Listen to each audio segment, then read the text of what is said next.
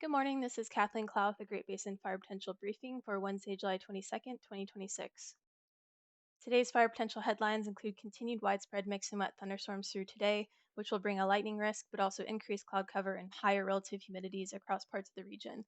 Despite precipitation potential, temperatures will remain hot with breezy and dry conditions returning to the western edge of the Great Basin tomorrow.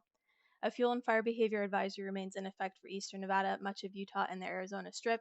And basin-wide, we expect some higher IA the next few days due to lightning potential, but less large fire potential due to recent conditions.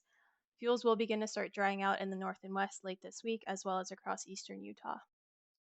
Putting that to a map, today we expect continued widespread mixed and wet storms, which will bring that lightning risk and some increased IA due to underlying fuel conditions, especially in those dry areas up north, as well as breezier conditions across parts of central Idaho.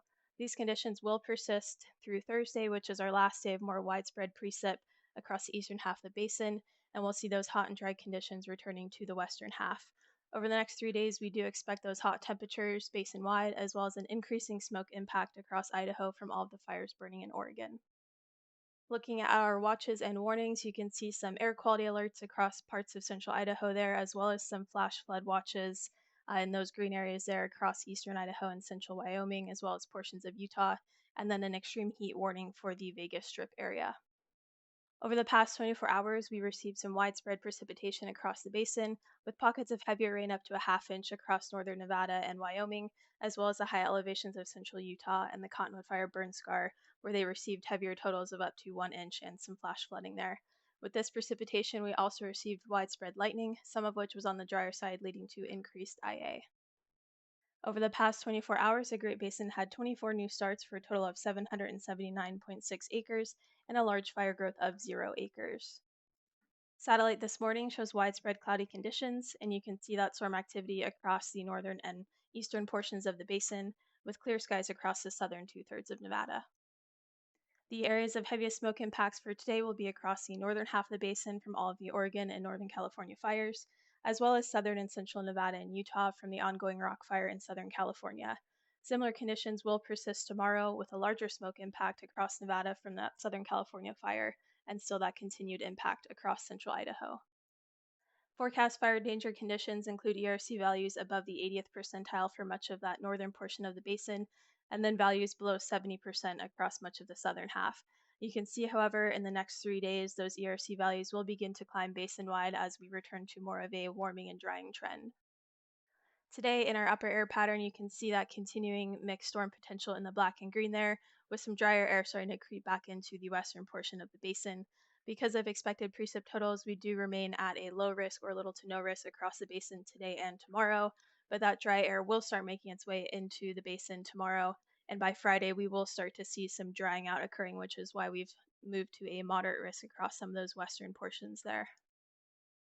Our main wind concerns over the next 3 days remain to be from gusty storm outflows, which you can see in those darker pinks and purples, as well as some breezier conditions across portions of central Idaho tomorrow and then northwestern Nevada on Friday, but mostly concerns with those storm outflows.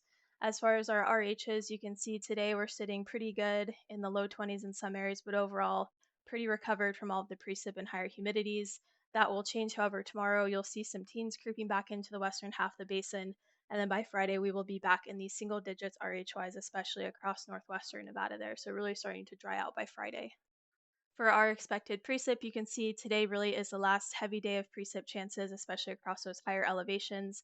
And tomorrow and Friday, we'll see some more scattered mixed storm potential, but overall not a ton of precip accumulation. Again, with this precipitation, our temperatures do still remain hot. Today we'll stay in the 90s, but tomorrow we will be back up to the triple digits in some areas, and especially by Friday, you can really see that heat kick in with a lot more red on the map. So we'll continue to heat up over the next few days. Looking at the weekend through Monday, you can see that dry air persisting over the basin in those tans and oranges there in our upper air maps. You can also see a wind risk trigger on Saturday and Sunday for the Payette and some areas around western Idaho as well. You'll see that moderate risk creep further east as days progress, and you can see by Monday we've got moderate risk across much of the western half of the basin, and that is due to that drying and warming trend. For our wind concerns, you can see especially Saturday and Sunday those pockets of higher winds in the darker greens and oranges, especially across Idaho there. And then by Monday, that wind risk is much less. You can also see those single digit RH values across much of western portion of the basin, 5 right at the Nevada-Idaho border, and you can see that will persist through Monday and also begin to spread eastwards. You can see those teens starting to creep into parts of Utah as well. And we'll also see some drying on the eastern edge of Utah there. So overall, a lot more orange on the map, a lot drier conditions through Monday. For our precip potential Saturday through Monday, really not a whole lot of potential across the basin. We expect to see some pop up storms, especially in those higher elevations, which is the green that you're seeing on the map there. And then temperature wise, a lot of areas will remain in the triple digits through Sunday and even into Monday. Boise will come back down to 97 this weekend, but again, still high 90s and very hot across the basin through Monday. For our 7 day precip, you can see again today is our kind of last heavy day of widespread rain. And then Thursday through Tuesday, really, we expect to see some pop up higher elevation storms, very scattered potential. So, overall, not a lot of wetting rain across the basin, and we'll really start to see that drying trend kick in. That drying trend is reflected in our 7 day potential, and you can see as days progress, we'll start to have more moderate risk creeping into the basin from west to east, as well as those wind triggers that we talked about on Saturday and Sunday for the Payette and other parts around western Idaho there. For our 6 to 10 day outlooks, you can see we have got high chances for above normal temperatures basin wide, which we've been seeing and continue to expect seeing. And then also a smaller area of bullseye for us for some above normal precip, maybe another monsoonal moisture signal, but something to keep an eye on. That concludes today's fire potential briefing. Please check back tomorrow for the latest updates.